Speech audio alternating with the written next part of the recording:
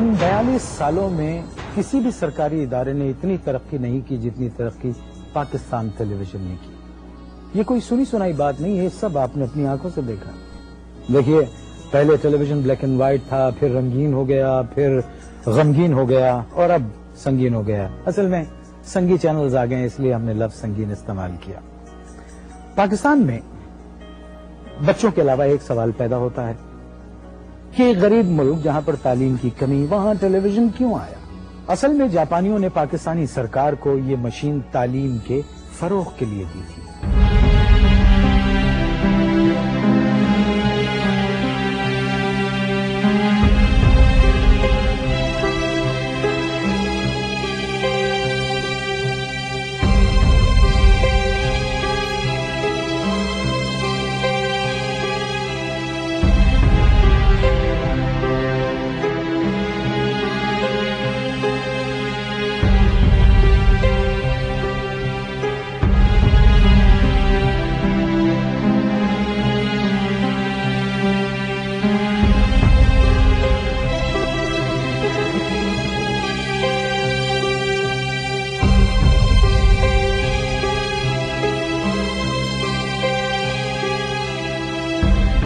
مگر 2-3 دنوں میں ہی جاپانیوں کو معلوم ہو گیا کہ پاکستانی سرکار سوائے تعلیم کے فروغ کے ہر چیز کو فروغ دینا چاہتی ہے۔ جاپانیوں نے وہ مشین واپس نہیں دی۔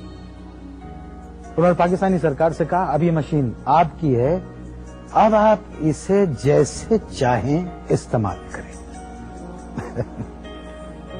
چونکہ سرکاری مشین تھی، اس لیے ان 42 برسوں میں جو بھی سرکار آئی اس نے اس مشین کو اپنی مرضی سے چلایا۔ اس زمانے میں ٹرانسمیشن یا تو براہ راست ہوتی تھی یا سربراہ راست ہوتی تھی، اس لیے معاف کیجیے گا، اس کا کوئی ریکارڈ ہمارے پاس موجود نہیں ہے، مگر ہم آپ کو بتا تو سکتے ہیں۔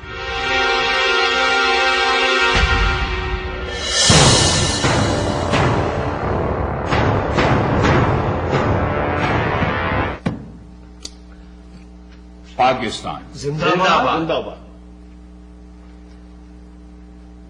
آپ لوگوں نے پوری بات تو سنی نہیں۔ اب پاکستان میں ٹیلی ویژن آ چکا ہے اور یہ ایک سرکاری ادارہ ہے۔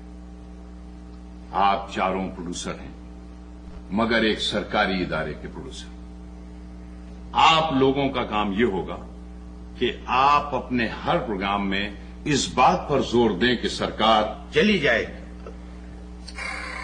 کیا کہا آپ نے؟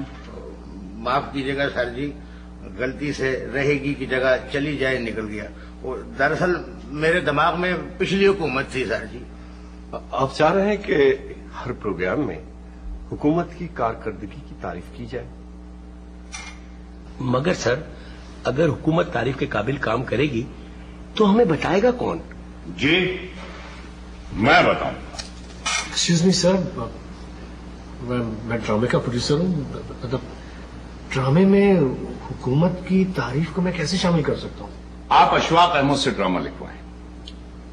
ڈرامے کے ہیرو کا نام ایوب ہوگا اور اس کے دوست کا نام گوہر۔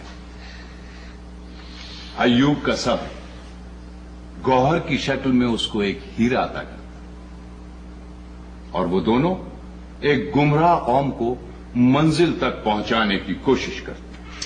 لیکن سر، یہ ڈرامہ دیکھے گا کون؟ ایوب خان، الطاف گوہر، اشفاق احمد اور سر جی کے۔ جی آپ لوگ اب جا سکتے ہیں۔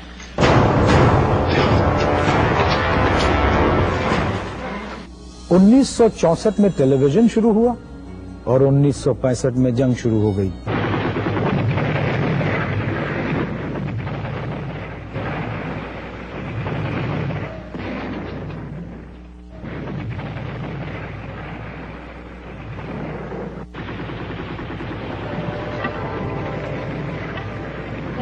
وطن کے سجیلے جوانوں، اے وطن کے سجیلے جوان،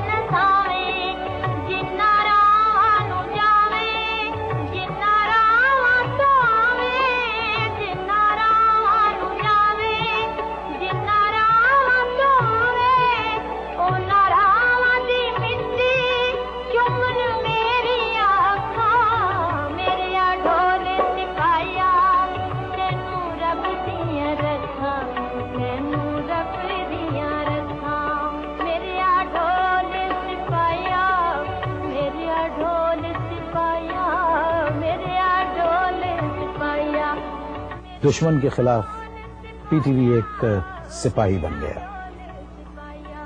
अपने सिपाहियों की तरह से पीटीवी ने भी कौम के हौसले बुलंद रखे। पाकिस्तान के 10 करोड़ अवाम जिनके दिल की धड़कन में ला इलाहा इल्लल्लाह मुहम्मद रसूलुल्लाह की सदा गूंज रही है, उस वक्त तक चैन से नहीं बैठेंगे जब तक दुश्मन की तोपे हमेशा के लिए खामोश न हो जाए। हिंदुस्तानी हुक्मरान शायद अभी नहीं जानते कि उन्होंने किस कौम को ललकारा है। पीटीवी के पहले मर्द अनाउंसर तारिक अजीज थे और पहली खातून अनाउंसर कमल नसीब थी।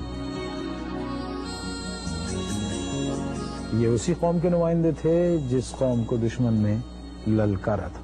देखती आंखों सुनते कानों आपको तारिक अजीज का सलाम पहुंचे और कमल नसीर की तरफ से आदाब। या खुदा, ये क्या माजरा है? ये किस किस्म की आवाजें हैं?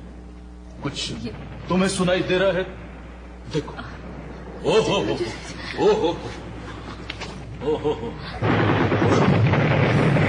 यहां भी आवाजें आने लगी। सदर अय्यूब ने वैसे ठीक कहा था, ये तुमने किस कौम को ललकारा है? मेरा ख्याल है हमला खत्म हो गया। हवाई, जमीनी तो अभी शुरू भी नहीं हुआ। आपे में रहो।